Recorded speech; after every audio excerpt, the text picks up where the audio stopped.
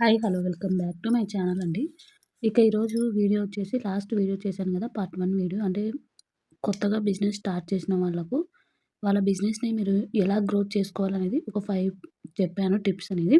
ఇప్పుడు వచ్చేసి ఇంకో 5 అయితే చెప్తున్నాను అండి. అది పార్ట్ 1, ఇది పార్ట్ 2. మీరు ఒకవేళ పార్ట్ 1 మిస్ అయితే కనుక చూడండి. ఇక పార్ట్ 2లోకి అయితే వచ్చేద్దాం. ఇక పార్ట్ 1 అనేది కంపల్సరీ చూసి దాని తర్వాత ఇది చూడండి. ఈ 10 టిప్స్ అనేది మీరు ఫాలో అయితే మీ బిజినెస్ ఏదైనా కానివ్వండి, ఏ బిజినెస్ అయినా కానీ ఈజీగా సక్సెస్ అయితే అవుతుంది. ఇవన్నీ ఫాలో చేస్తే కంపల్సరీ అయితే సక్సెస్ అయితే అవుతుందండి. ఇక నెక్స్ట్ వచ్చేసి కస్టమర్ ఫీడ్‌బ్యాక్ అనేది తెలుసుకోవాలి. అంటే మనకు ఒక్కటి ఏదైనా తీసుకొని ఉంటారు కదా వాళ్ళు మనకు అది ఎలా ఉంది?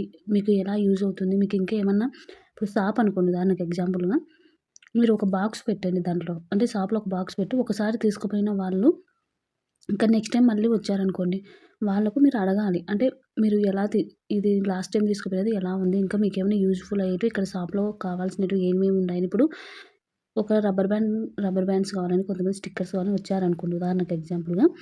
అవి మనం ముందే నోట్ చేసి పెట్టుకుంటూ ఉండాలి. అంటే ఇక్కడ జనాలకి ఇవి అవసరం వస్తాయి కాబట్టి మనం ఇవన్నీ ఇక్కడ పెట్టాలి అని.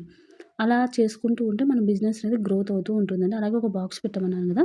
ఒకసారి వచ్చిన కస్టమర్ నెక్స్ట్ టైమ్ వచ్చారనుకోండి, వాళ్ళు లాస్ట్ టైమ్ తీసుకుపోయిన ఐటెమ్స్ ఎలా ఉన్నాయి? మీకు ఇంకేమైనా ఇంప్రూవ్‌మెంట్ కావాలా? అనేది వాళ్ళు బాక్స్‌లో రాసి అంటే ఒక పేపర్‌లో రాసి అలా బాక్స్‌లో ఏయమని చెప్తే మనకు ఈజీగా అర్థమవుతుంది. లేదంటే ఒక నోట్‌బుక్‌లోనైనా రాపిచ్చుకుంటూ ఉండాలండి. ఇది చెప్పడానికైనా, మీరు చేయడానికైనా చాలా సిల్లీగా ఉంటుంది కానీ, చాలా బాగా యూజ్ అవుతుందండి ఈ టెక్నిక్. అలాగే మనకు కూడా కస్టమర్‌తో మంచిగా బాండింగ్ అనేది ఉంటుంది. వాళ్ళకి ఏది నచ్చుతుంది, అలాగే ఏది నచ్చట్లేదు అనేది కూడా మనకి ఈజీగా అర్థమవుతుంది గదా! వాళ్ళతో ఎక్కువగా ఫ్రీగా మాట్లాడాలి. ఎలా సీరియస్‌గా కాకుండా విసుక్కోకుండా మన బిజినెస్ చేసేటప్పుడు కోపాలు, విసుగులు అలా లేకుండా చాలా ఫ్రీగా స్మైల్ ఇచ్చుకుంటూ మాట్లాడితే ఆటోమేటిక్‌గా మనకు కస్టమర్స్ అనేది వస్తూ ఉంటారండి. ఇదొచ్చేసి నెక్స్ట్ టిప్. ఇక నెక్స్ట్ టిప్ వచ్చేసి ఓర్పు అనేది చాలా ముఖ్యం. చెప్పాను కదా! మనకు ఏ బిజినెస్ చేసినా కూడా ఫస్టు మనకు ఓర్పు అనేది చాలా చాలా ఉండాలండి అసలకి.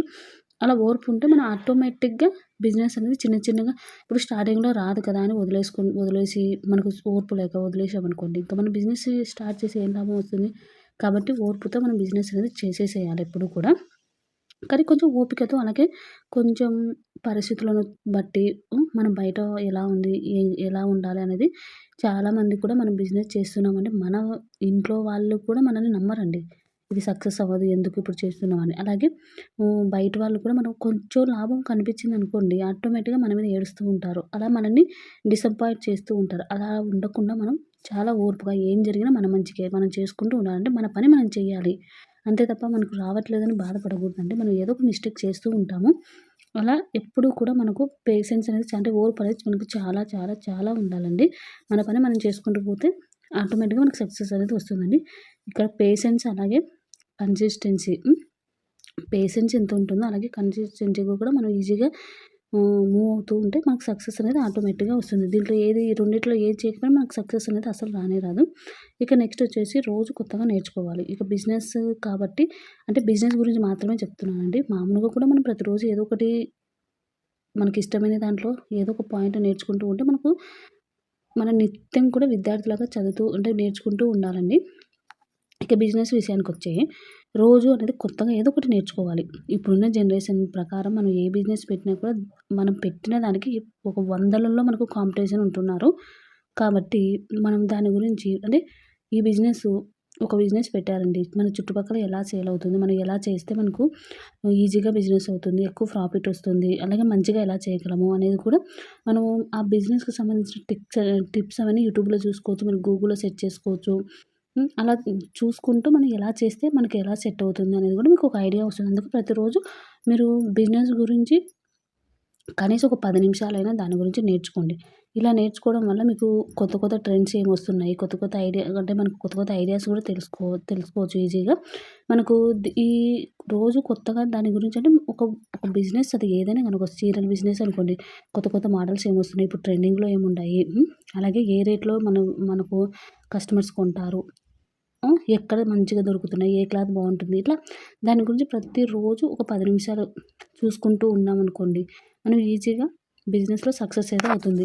బిజినెస్ పెట్టాం కదా! ఇక దాని గురించి ఆలోచించకుండా తెచ్చాము, దాన్ని సేల్ చేస్తున్నాంలే అని అనుకోకూడదండి. ఎందుకంటే ట్రెండ్స్ అనేది అంటే కొత్త కొత్త మోడల్స్ అనేది మారిపోతూ ఉంటాయి. కాబట్టి అలా మోడల్స్ మారిపోతున్నప్పుడు మనం ఏదో వస్తున్నాయి కదా! మనకు తెలిసిన మోడల్స్ వేరు. ఓహ్!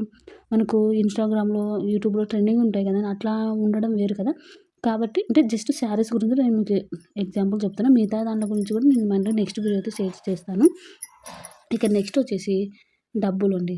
డబ్బులనేది మనకు క్లియర్‌గా ఉండాలి. అంటే దాంట్లో మనం బిజినెస్‌కి మనం ఎంత ఇన్వెస్ట్‌మెంట్ చేస్తున్నాము, మనకి ఎంత లాభం వచ్చింది, ఎంత నష్టం వస్తుంది, మనం మనకు ఏ దాని మీద ప్రాఫిట్ ఎంత తీసుకోవాలి, ఎంతొచ్చిందనేది మనకు ఒక ఐడియా ఉండాలి. ఐడియా ఉండాలంటే ఒక బుక్ మెయింటైన్ చేయాలి. ఒక బుక్‌లో మీరు రాసుకోవాలి. ఆ రోజుది ఎంతో అంటే మనం ఎంత పెట్టాము, మనకెంతొస్తుంది, మనం ఎంత లాభం వస్తుందనేది ఒక ఐడియా రావాలి.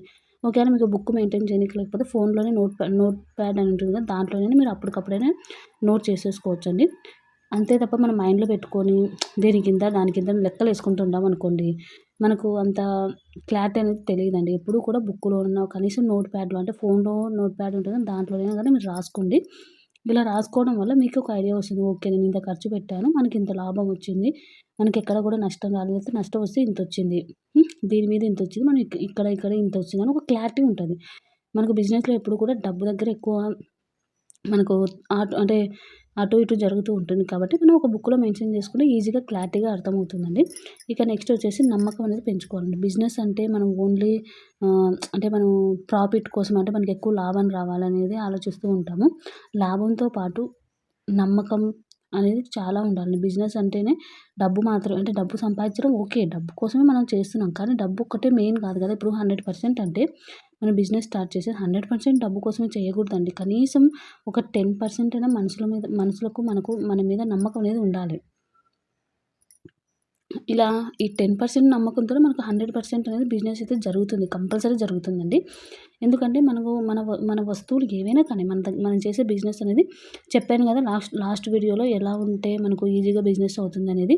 అలా నమ్మకం అలాగే మంచి మంచి దాని గురించని డీటెయిల్‌గా వీడియో అయితే చేశాను. మీరు ఒకసారి చూడండి.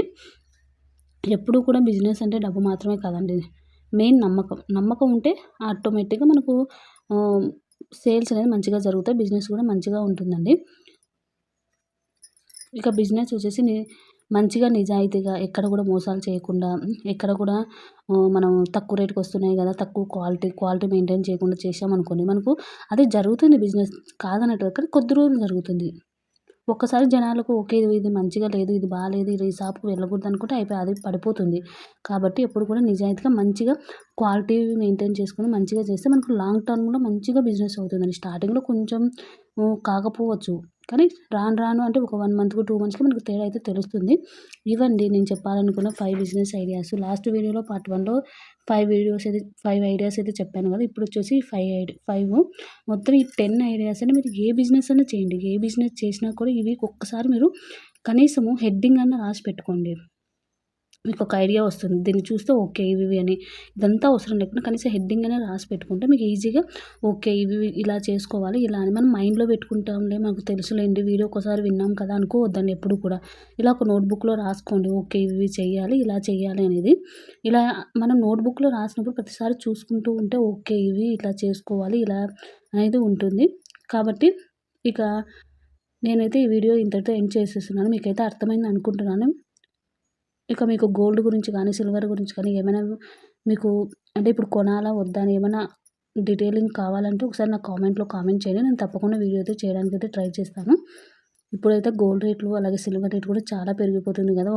మనం కనీసం గోల్డ్ 1 గ్రామ్ కాదు కదా! హాఫ్ గ్రామ్ కూడా కొనలేమండి. అంత కాస్ట్ పెరిగిపోయింది. ఇక సిల్వర్ అయితే అసలకి లాస్ట్ ఇయర్ 1,00,000 ఉన్నాయి. ఇప్పటికొచ్చేసి 3,500 ఉంది ఇప్పుడు. ఎంత స్పీడ్‌గా పెరుగుతుందో కదా! ఇక వీడియో అయితే ఇంతటితో ఎండ్ చేస్తున్నాను. మీకు ఎలాంటి వీడియోలు కావాలో కామెంట్‌లో కామెంట్ చేయండి. తప్పకుండా వీడియో అయితే చేస్తాను.